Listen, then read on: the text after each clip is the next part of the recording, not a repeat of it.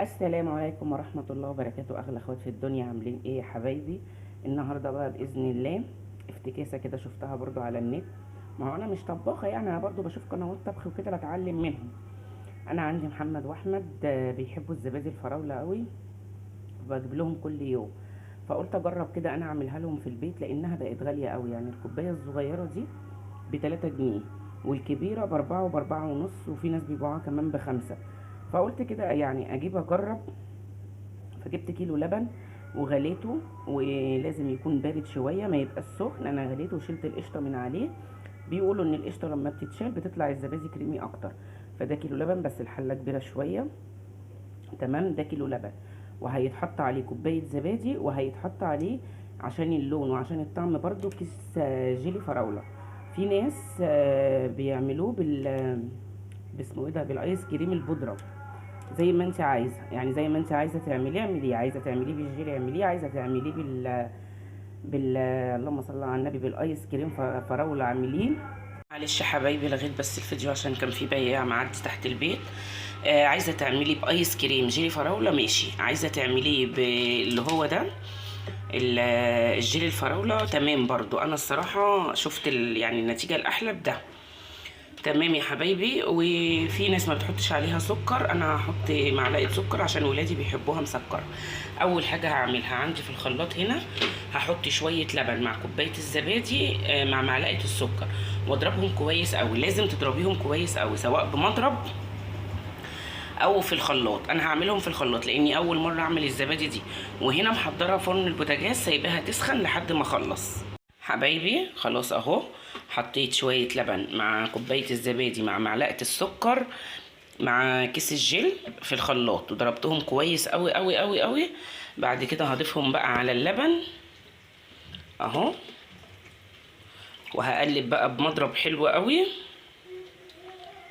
وبعد كده ايه، هحطهم في الكوبايات وهوريكم هكمل. ادعوا لي بقى، انا اول مره اعملها، معرفش بقى هتنجح معايا ولا لا.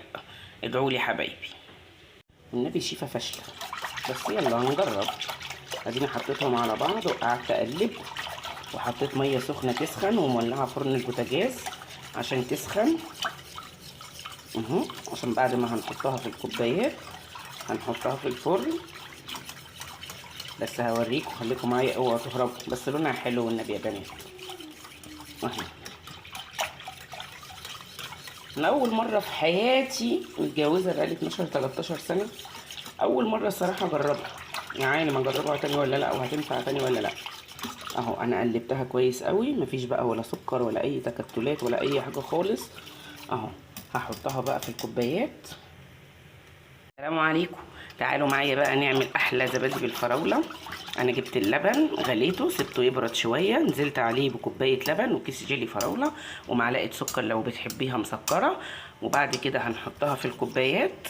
ضربنا بقى شويه لبن مع كوبايه الزبادي مع كيس الجيلي في الخلاط، وبعد كده حطيناهم اهم في الكوبايات. ده كيلو لبن عمل 6 كوبايات صغيرين. ما نجرب والله، احنا اول مره اعملها. متنسوش يا حبايبي اللي مش مشترك في القناه يشترك ويحط اللايك. هوريكم النتيجه بعد ما تطلع او تخلص. هي دلوقتي انا هحطها في صينيه واحط معاها ميه سخنه ومولعه الفرن دفتها، وهحطها في الفرن واسيبها لمده 4 ساعات. حبايب قلبي دلوقتي اهو بعد ما خلصتها حطيتها بقى في كوبايات. بصوا انا اول مره اعملها، فمش عارفه بقى الدنيا هتطلع معايا ازاي. انا شفتهم بيعملوا كده على اليوتيوب وعملت زيهم شفتوا انا حقانيه ازاي وبقول الحقيقه اهو.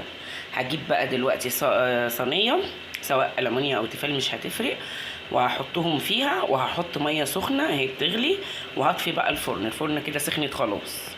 كده بقى يا حبايبي حطيتها في صينيه اهو، وحطيت ميه سخنه، وهغطيها بصينيه تاني واسيبها في الفرن لمده 4 ساعات. وبعد كده هوريها لكم وهنشوف بقى نكمل الفيديو مع بعض. ربنا يستر يكشف كوبايات ما تفرقع